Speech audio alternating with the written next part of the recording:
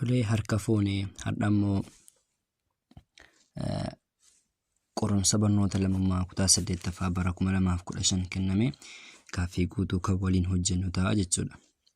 Gaaffii jalqabaarraa yoo eegalle kanneen armaan gadii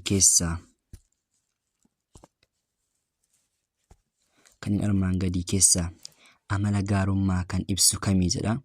Tokko xabalwaallummaa jedha. Aaratti xabalwaallummaan hin ibsu. Baa ofittummaa jedha. Kun isin ta'u. Caan gara laafummaa jedha. Kun ni ta'a jechuudha. Daa ejjennoo dhabu jedha. Kun isin ta'u. Kanaafuu deebiinsaa caataa jechuudha. Gaarummaa ilaalchisee adda kan ta'e kamii jedha. A. Gaarummaa ilaalchisee adda kan ta'e kamii. A.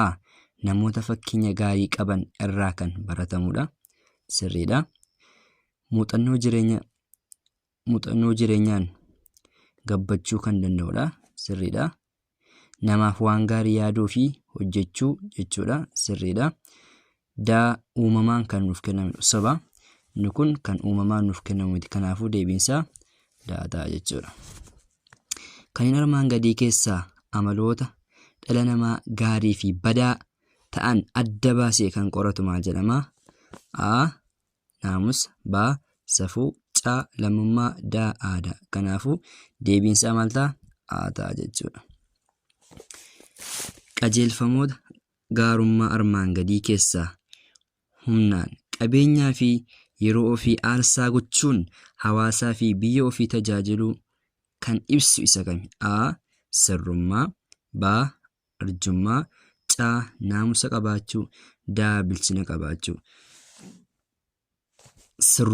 Sirrummaa gaafa jennu maal jechuudha? Sirrummaa jechuun namoota haala wal fakkaataa keessa jiran maal gochuudha? Bifa wal fakkaataan keessummeessuutiyyuu sirrummaa jedhama jechuudha. Namoota haala wal fakkaataa keessa jiran bifa wal fakkaataan keessummeessuun sirrummaa jedhama. Naamusa jechuun immoo maal jechuudha? Naamusa jechuun amala namni tokko qabu ta'ee maali? Amala namni tokko qabu ta'ee yaadaan yookaan immoo gochaan mul'achuu kan danda'udha jechuudha. Naamusa jechuun. Bilchina jechuun immoo maal jechuudha gaafa jenne? Dandeettii maaliitii? Dandeettii sirrii murtoo amanamummaa qabu murteessuuti jechuudha. Dandeettii maaliitii? Murtoo sirrii fi amanamummaa qabu murteessuuti maal jedhama? Bilchina jedhama jechuudha. So kanaafuu deebiinsaa arjummaa ta'a jechuudha. Sirna hojiirra oolmaa heera biyya tokkoo kan ibsu maal jedhama? A. Heera. B. Heerummaa. C. Qajeeltowwan. D. Tumaatii. Kanaafuu deebiinsaa maal ta'a jechuudha? Heerummaa ta'a jechuudha deebiinsaa. Heerri seera olaanaa biyya tokkooti.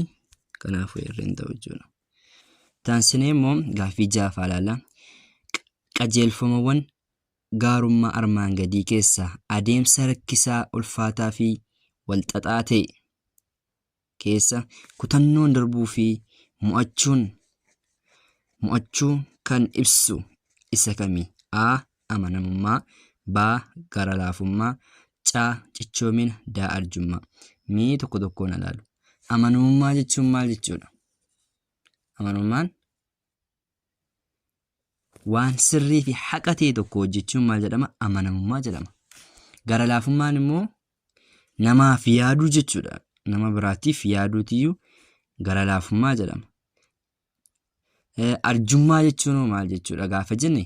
Dudduubbeetti dabarsineerra gaaffii akkuma dabarsine jechuudha. Kanaafuu deebiinsaa cichoomina ta'a jechuudha.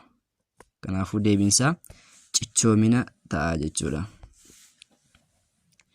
Deebiinsa cichoomina ta'a jechuudha. Qajeelfamawwan gaarummaa ilaalchisee yaani dogoggora ta'e kami? A. Qajeelfamawwan gaarummaa ilaalchisee yaani dogoggora ta'e isa kami? A. Itti gaafatamummaan fi hirmaannaa lammiilee laaffisa. B. Kaayyoo jireenya sirrii ta'e hordofuuf gargaara. Sirriidha inni kun. Waan gaarii fi badaa addan baasuuf gargaara. Sirriidha. Waan waliin jireenya hawaasummaa dagaagsa sirriidha. Kanaafuu deebiin dogoggora ta'e maali jechuudha? Itti gaafatamummaa fi hirmaannaa lammiilee laaffisa jedhu dogoggora ta'a jechuudha. Kanneen armaan gadii keessaa gahee gaarummaan jireenya guyyuu keenya keessatti qabu kan ibsu isa kami? Fedhii dhuunfaaf dursa kennu. Kanneen armaan gadii keessaa gahee gaarummaan jireenya guyyuu keenya keessatti qabu jechuudha. Real life keessatti qabu kan ibsu kami? Fedhii dhuunfaaf dursa kennu. B. Yeroo hunda hiriyoota ofii waliin taphaan dabarsuu. C. Manneen barnootaa keessatti hirmaannaa taasisuu. D. Hawaasa keessatti gahee isaan irraa eegamurraa of qusachuu jedha. Kanaafuu deebiinsaa maal ta'a? Manneen barnootaa keessatti hirmaannaa taasisuu. Kanaafuu deebiinsaa C ta'a jechuudha. Gaaffiin itti aanu gaaffii 9ffaa.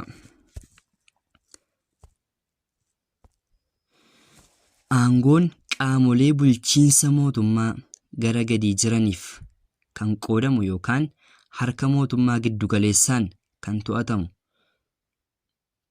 to'atamu ta'uu kan agarsiisu isa kami? A. Caaseffama mootummaa. D. Sirna bulchiinsa mootummaa. C. Sirna dimokiraatawaa. D. Mootummaa jedha. Kanaafuu deebiinsaa A ta'a jechuudha. Caaseffama mootummaa armaan gadii keessa aangoon guutuutti mootummaa giddugaleessaatiin kan to'atamu isa kami? A. Caaseffama mootummaa federaalawaa. B. Caaseffama mootummaa tokkummaawaa. C. Caaseffama mootummaa konfederaalawaa. D. Caaseffama mootummaa wal makaa jedha. Caaseffama mootummaa federaalawaa jechuun maal jechuudha gaafa jennee ilaallu? Federaalawaa jechuun sadarkaa lamaa ol kan qaba. Sadarkaa lama ol qaba. Innis mootummaa giddugaleessaatii fi maali? Mootummaa naannoleetiin jechuudha. Sadarkaa mootummaa giddugaleessaatii fi mootummaa naannooti. Caaseffamni mootummaa federaalawaa jechuudha. Caaseffamni mootummaa konfederaalawaa kan jennuun immoo waliigaltee biyyoota lamaa fi isaa ol gidduutti maal ta'u kan adeemsifamu jechuudha. Waliigaltee biyyoota lamaa fi isaa ol gidduutti kan hundaa'udha. Maal jechuun? Konfederaalawaa jechuudha. Caaseffamni mootummaa konfederaalawaa. Kan biraa immoo caaseffamni mootummaa kanaafuu deebiinsaa maal ta'a jechuudha? Caaseffama mootummaa tokkummaawaa ta'a jechuudha. Kanneen armaan gadii keessaa amala caaseffama mootummaa federaalawaa kan ibsu isa kami? A. Naannoleen bulchiinsa giddugaleessaa irratti hirkatanii hojjechuu. B. Bulchiinsa giddugaleessaa naannolee irratti wal'aantummaan qabaachuu. C. Aangoon harka mootummaa giddugaleessaa qofa jiraachuu. D. Qoodinsa aangoo heera irratti hundaa'e qabaachuu. Kanaafuu deebiinsaa D ta'a jechuudha. Kanneen armaan gadii keessaa tokko cimina mootummaa tokkummaawaa ibsa. A. Hawaasatti dhiyaatanii hoogganuuf baay'ee mijataadha. B. Mirga ofiin of bulchuu sabaaf sablammootaa jajjabeessa. C. Naannolee hundarratti hooggansa wal fakkaataa kennuuf mijataadha. D. Aangoon guutummaan guutuutti harka naannolee jiraatuu taasisa. Kanaafuu deebiinsaa maal ta'a? C ta'a jechuudha. Itti aansinee immoo gaaffii 13ffaa ilaalla. Kanneen armaan gadii keessaa hanqina caaseffama mootummaa federaalawaa qabu kan ibsu kami? Hanqina caaseffama mootummaa federaalawaa qabu kan ibsu kami? A. Mirga ofiin of bulchuu jajjabeessa. B. Sirna sabdaneessummaa dagaagsa. C. Biyyoota bal'ina lafaa qabaniif mijataadha. D. Hooggansa wal fakkaataa kennuuf rakkisaadha. Kanaafuu deebiinsaa maal ta'a? D ta'a jechuudha.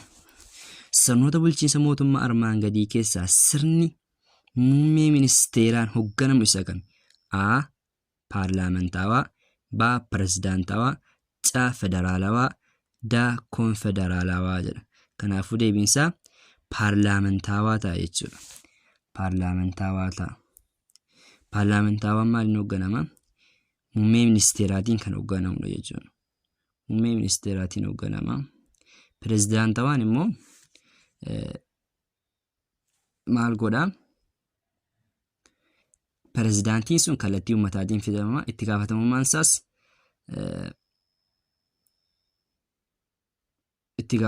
isaas maali? Kan uummataa jechuudha. So inni 15ffaa immoo sirna bulchiinsa mootummaa pirezidaantawaa ilaalchisee sirrii kan ta'e kami? A. Pirezidaantiin dura bu'aa mootummaa qofa ta'ee tajaajila. B. Pirezidaantiin dura bu'aa bulchiinsa qofaa ta'ee tajaajila. C. Pirezidaantii fi seera baaftuun paarlaamaadhaan filatamu. D.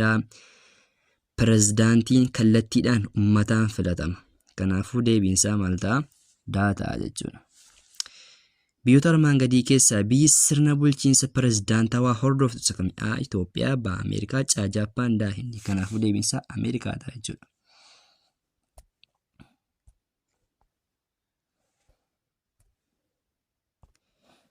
Gaaffiin itti aanu immoo sirna bulchiinsa paarlaamantawaa keessatti aangoo olaanaa kan qabu isa kami? A. Bakka bu'oota uummataa.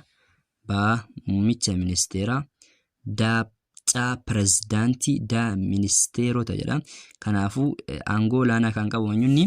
Muummicha ministeeraati jechuudha. Walitti dhufeenya dameewwan qaamolee mootummaa kanneen seera tumanii fi seera raawwachiisan gidduu kan jiru kan ibsu isa kami? A. Sirna bulchiinsa mootummaa. B. Caaseffama mootummaa. C. Dimokiraasummaa. D. Paartiilee siyaasaa. Kanaafuu deebiinsaa sirna bulchiinsa mootummaa ta'a jechuudha. Kanneen armaan gadii keessaa bulchiinsa mootummaa irraa adda taasisu isa kami? Kanneen armaan gadii keessaa bulchiinsa mootummaa irraa adda kan taasisu isa kami jedhama? Adda kan taasisu isa kami? A. Mootummaa. A. Mootummaan dabalataan mootummaan qabatamaan maali? Qaama mul'atudha. B. Mootummaan qaama hin mul'annedha. C. Mootummaan kan dhufee darbudha. D. Mootummaan kan hin jijjiiramnedha. As keessatti kan isin hubachuu qabdan bulchiinsa mootummaa irraa adda kan ta'e mootummaan qabatamaan qaama mul'atudha. Kanaafuu deebiinsaa A ta'a jechuudha. Yeroo ammaa kana biyyi keenya Itoophiyaan sirna bulchiinsa mootummaa kamii hordofaa jirti? A. Sirna bulchiinsa pirezidaantawaa. B. Sirna bulchiinsa paarlaamantawaa. C. Sirna bulchiinsa walmakaa. D. Sirna bulchiinsa gonfoo. Kanaafuu deebiinsaa B ta'a jechuudha.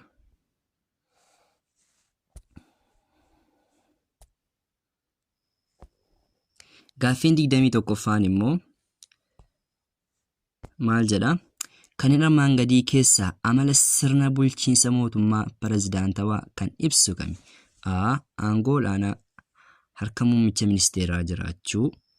B. Pirezidaantiin yeroo aangoo murtaa'aa qabaachuu dhabuu. C. Aangoo olaanaan harka pirezidaantii jiraachuu. D. Qoodiinsi aangoo jiraachuu dhabuu. Kanaafuu deebiinsaa maal ta'a? C ta'a jechuudha.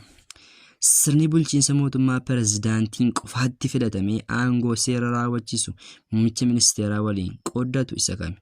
A. Sirna bulchiinsa pirezidaantawaa. B. Sirna bulchiinsa paarlaamantawaa. C. Sirna bulchiinsa abbaa irree. D. Sirna bulchiinsa walmakaa. Kanaafuu deebiinsaa sirna bulchiinsa walmakaadha jechuudha. Sirnoota bulchiinsa mootummaa Itoophiyaa keessaa sirni aangoon dhaalaan daddarba ture isa kami? A. Dhaalaan daddarbaa ture. A. Sirna bulchiinsa gadaa. B. Sirna bulchiinsa MF jechuun mootummaa federaalaa dimokiraatawaa riippaabilikaa Itoophiyaa jechuudha. Caan immoo sirna bulchiinsa mootummaa gonfoo. D. Sirna bulchiinsa mootummaa abbaa irree. Kanaafuu deebiinsaa sirna bulchiinsa mootummaa gonfooti jechuudha. Kan itti aanee jiru gaaffii 24ffaati. Gaaffiin 24ffaan akkas jedha. Kanneen armaan gadii keessaa cimina sirna bulchiinsa mootummaa dargii kan agarsiisu isa kami? Cimina sirna bulchiinsa dargii mootummaa dargii kan agarsiisu isa kami? A. Kabaja mirga dhala namaa eegsisuu. B. Mootummaa fi amantaa gargar baasuu. C. Aangoo siyaasaa sanyii sarbuu. D. Sirna paartii tokko hordofuu. Kanaafuu deebiinsaa mootummaa fi amantaa gargar baasuu ta'a jechuudha. B. Kanneen armaan gadii keessaa hanqina mootummaa gonfoo Itoophiyaa kan agarsiisu A. Olaantummaa seeraa jiraachuu. B. Aangoon siyaasaa filannoon darbuu. C. Mirgoonni of bulchuu jiraachuu. D. Mootummaa fi amantaan wal keessa jiraachuu. Kanaafuu deebiinsaa Da'dha jechuudha. Heera mootummaa Dimokiraatawaa Federaalaa Rippaabilika Itoophiyaa keessatti mirgi beekamtii seeraa hin argamne isa kami? A. Mirgoota ofiin of bulchuu. B. Afaanii fi aadaa ofii guddisuu. C. Olaantummaa saba tokkoo mul'isuu. D. Bakka bu'iinsa madaalawaa qabaachuu. Kanaafuu deebiinsaa C ta'a jechuudha. Sirna dimokiraasii ilaalchisee dogoggora kan ta'e kami? Sirna dimokiraasii ilaalchisee dogoggora kan ta'e kami? A. Sirna aangoon siyaasaa olaanaa kan abbootii aangoo itti ta'edha. B. Sirna uummanni bakka bu'aa isaa sagalee caalmaan itti filatudha. C. Sirna paartiileen siyaasaa lamaa fi sanaa ol of keessaa qabatudha. D. Sirna mootummaa fi amantiin gargar itti ta'edha jechuudha. Qajeelfamawwan dimokiraasii armaan gadii keessaa maddii fi abbaan aangoo uummataa ta'uu isaa kan ibsu isa kami? A. Qoodiinsa aangoo. B. Itti gaafatamummaa. C. Olaantummaa seeraa. D. Birmadummaan uummataa. Kanaafuu deebiinsaa D ta'a jechuudha. Deebiinsaa D ta'a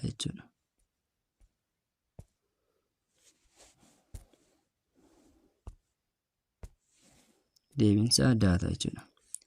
Duudhaalee armaan gadii keessaa adda kan ta'e kami? A. Wal danda'uu. B. Haqummaa. C. Logummaa.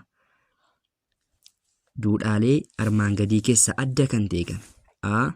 Wal danda'uu. B. Haqummaa. C. Logummaa. D.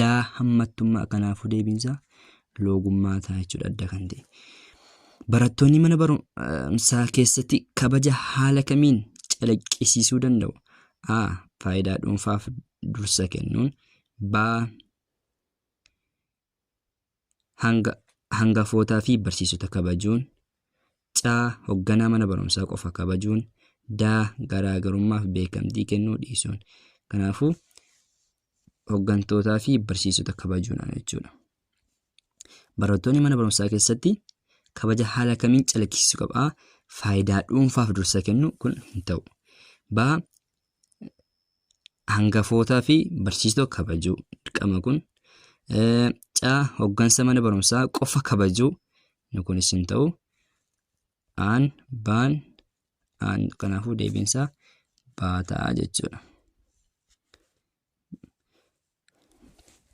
Kanneen armaan gadii keessaa seera ol'aanaa biyyaa ta'uun kan tajaajilu kami? A. Heera. B. Qajeelfamoota. C. Dambiiwwan. D. Hojimaata. Kanaafuu deebiinsaa heera ta'a jechuudha. Sirna gadaa keessatti jaarmiyaan dubartoonni mirga isaanii ittiin kabachiifatan maal jedhama? A. Qarree. B. Siinqee. C.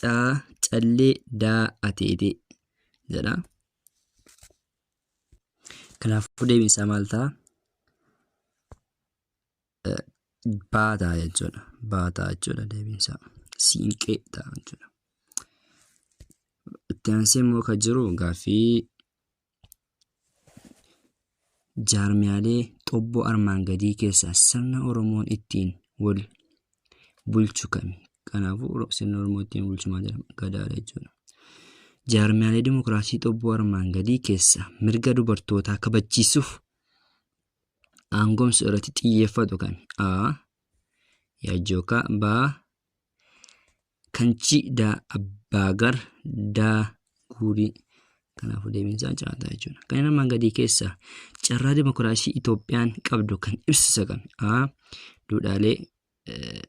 Duudhaalee fi jaarmiyaan. Kanneen armaan gadii keessaa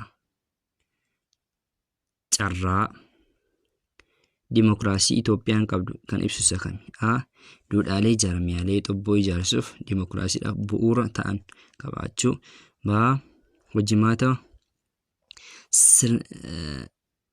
sirni kennaa tajaajila mootummaa ilaalcha paartii siyaasaa irraa walaba ta'uu. C.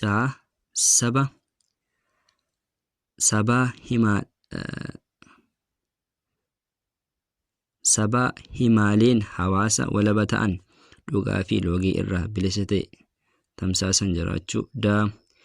Olaantummaan seeraa sirna hojiirra oolaa jiraachuudha. Kanaafuu deebiinsaa maal ta'a? Sirriitti hubachuun gaariidha. Dimokiraasii Itoophiyaa keessatti qabdu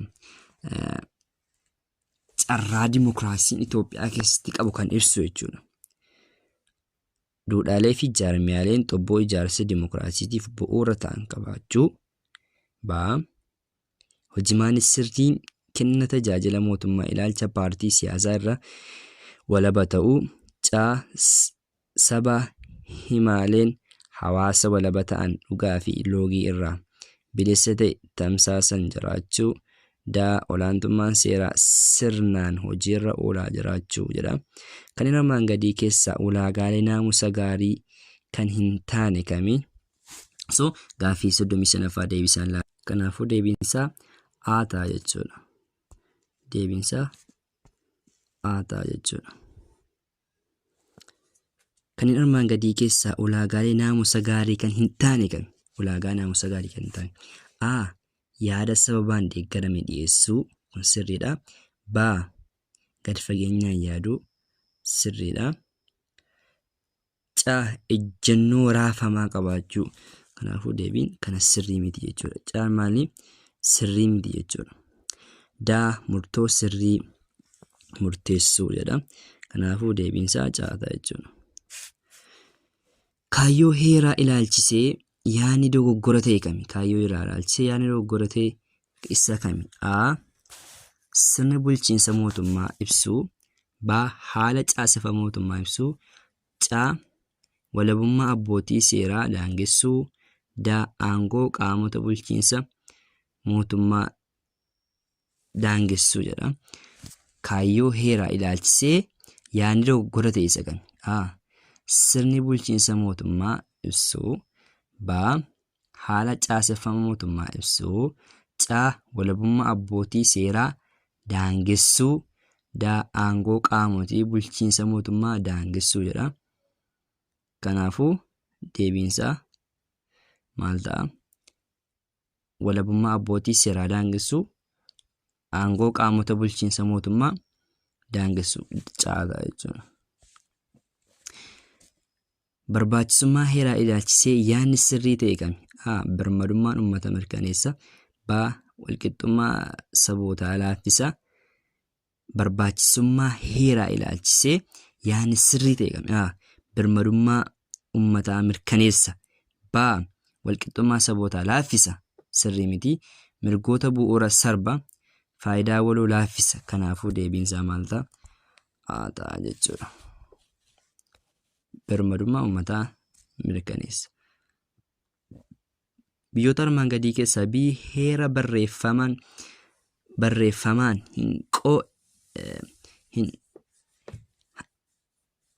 hin qindoofne. Biyyoota armaan gadii keessaa biyyi heera barreeffamaan hin qindoofne qabdu isii kami? Itoophiyaa, Ameerikaa, Naayijeeriyaa, Israa'el. Kanaafuu deebiin Israa'el jechuudha. Kanneen armaan gadii keessaa biyyi heera salphaatti fooyya'uu danda'u qabdu isa kami? A. Kanaadaa. B. Ameerikaa. C. Ingiliz. D. Itoophiyaa. Kanaafuu deebiinsa Ingiliz ta'a jechuudha. Kanneen armaan gadii keessaa gahee heerummaa nagaa fi tasgabbii mirkaneessuu keessatti qabu kan ibsu isa kami? Kanneen armaan gadii keessaa gahee maaliiti? gahee heerummaan nagaa fi tasgabbii mirkaneessuu keessatti qabu.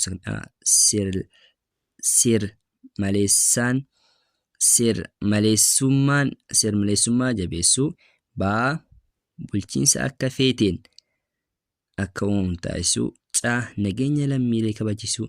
Daa miira nageenya lammiilee dhabamsiisuu. Kanaafuu deebiinsa nageenya lammiilee kabachisuu caataa jechuudha.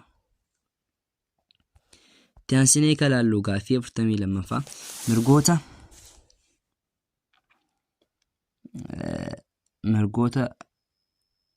mirgoota namoota armaan gadii keessaa mirga dhaloota tokkoffaa jedhamee beekamu kami? A. Mirga siviilii siyaasaa, mirga obbolummaa, mirga dinagdee fi hawaasummaa fi aadaa, mirga barachuu fi tajaajila fayyaa argachuu. Kanaafuu deemsa mirga siviilii fi hawaasaati jechuudha. Mirga maaliiti? Siviilii fi hawaasaa. Kanneen armaan gadii keessaa kan mirga obbolummaan ibsu isa kami? Mirga lubbuun jiraachuu, mirga nageenya qaamaa, mirga aangeffamuu, mirga falachuu. Mirga aangeffamuu jechuudha. Akka heera mootummaa federaalawaa Dimokiraatawaa Rippaabilika Itoophiyaatti mirgi walqixxummaa ilaalchisee yaadni dogoggora ta'e kami? A. Walqixxummaa afaanii, B. Walqixxummaa amantaa, D. Walqixxummaa korniyaa, kanaafuu walqixxummaa qabeenyaati jechuudha kan sirrii hin taane. Kanneen armaan gadii keessaa mirgoota namummaa heeraa mootummaa naannolee keessatti ramadama. A. Mirga maxxansuu, B. Mirga qarshii maxxansuu, B. Mirga lubbuun jiraachuu, C.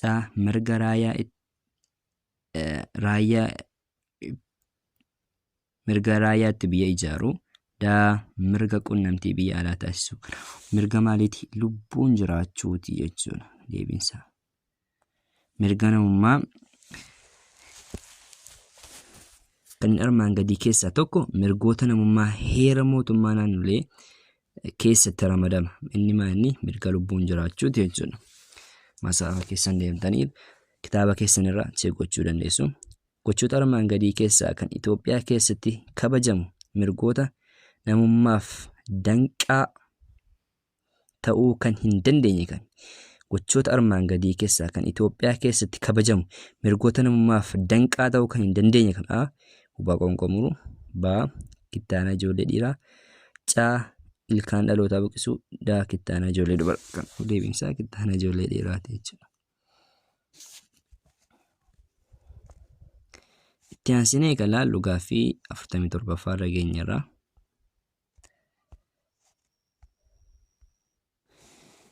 Walitti bu'iinsa ilaalchisee yaadni adda ta'e kami? A. Fedhii fi ilaalcha dhuunfaa galmaan ga'uuf uumamuu danda'a. B. Ilaalchaa fi fedhii wal faalleessu qabaachuu irraa madda. C. Yeroo tokko tokko carraa gaarii uumuu danda'a. D. Miidhaa malee faayidaa homaatu hin qabu jedha. Kanaafuu deebiinsaa ilaalchaa fi fedhii wal faalleessu qabaachuu irraa madda jechuudha. Maal walitti bu'iinsi? Kanaafuu deebiinsaa B ta'a. Kanneen armaan gadii keessaa sababa walitti bu'iinsa ta'uu kan hin dandeenye kami? A. Amantii ofii kabajuu. Kanaafuu deebiinsaa A ta'a jechuudha. Walitti bu'iinsa fedhii, walitti bu'iinsa garee, walitti hubannoo dhabuun jiru kun deebii ta'uu hin danda'anu jechuudha. Kanneen armaan gadii keessaa jaarmiyaa xabboo uummata Guraagee biratti walitti bu'iinsa hiikuun beekamu kami? Yaa jookaadha jechuudha. Shimgilinaan uummata Amaaraa biratti akkuma kanaa dhufuudha. Adeemsa qaama sadaffaan osoo hin seenne kallattiin qaamni wal dhabe lamaan mari'achuun walitti bu'iinsa isaanii karaa nagaa ta'een hiikatan maal jedhama? Jaarsummaadha jechuudha. Barbaachisummaa ijaarsa nageenya ilaalchisee yaadni dogoggora ta'e kami? A. Jiruuf jireenya hawaasaa keessatti nageenyaa fi tasgabbii uumuu. B. Walitti bu'iinsi yoo uumame akka hin babal'anne ittisuu. C. Lubbuu baduu fi qabeenya manca'uu baraaruu. D. Baasii walitti bu'iinsaaf oolu dabaluu. Kanaafuu deebiinsaa B ta'a jechuudha.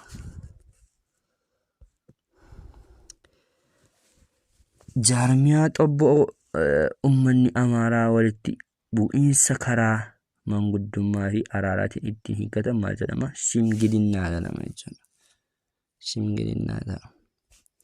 Shimgilinnaadha jechuudha.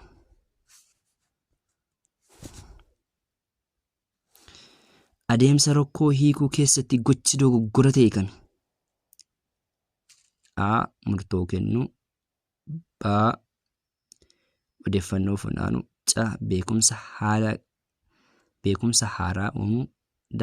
Ilaalcha dhuunfaarra murteessuu. Kanaafuu deebiinsa addaa jechuudha. Dogoggora ta'e isa kana.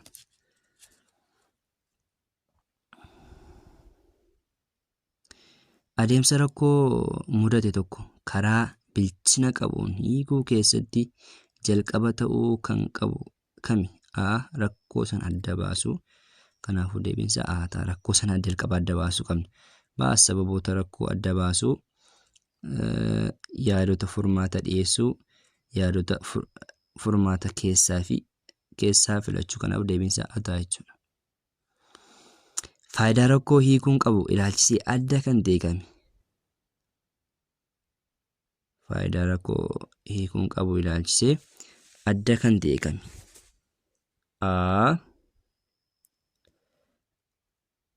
Faayidaa rakkoo hiikuun qabu ilaalchisee adda kan ta'e. A. Murtoo madaalawaa kennuu. B. Murtoo bilchina qabu dabarsuu. C. Murtoo miira irratti hundaa'e kennuu. D. Murtoo ragaa irratti hundaa'e kennu. Kanaafuu yeroo murtoo murteessinu murtoo miira irratti hundaa'e kennuu dhabuudha jechuudha. Deebiinsaa C ta'a. Akka barataa tokkootti gad fageenyaan yaaduu kee fooyyessuuf akkamitti fayyadamuu qabdaa jedha? A. Furmaata xinnoo fooyyessuu. B. Sirrummaa odeeffannoo qorachuu. C. Battalatti furmaata argachuuf ariifachuu. D. Ilaalchota barataman qofa giddu galeeffachuu. Maal gochuudha? Maal gochuu qabda? Sirrummaan odeeffannoo sana maal gochuu qabdaa? Jalqaba qorachuu qabdaa jechuudha. Kanaafuu deebiinsaa maal ta'a? B ta'a jechuudha. Gaaffiin xumuraa kanneen armaan gadii keessaa maloota gad fageenyaan yaaduun rakkoo hiikuu keessatti kan hin ramadamne kami? A. Ragaalee sirnaan qindeessuu. B.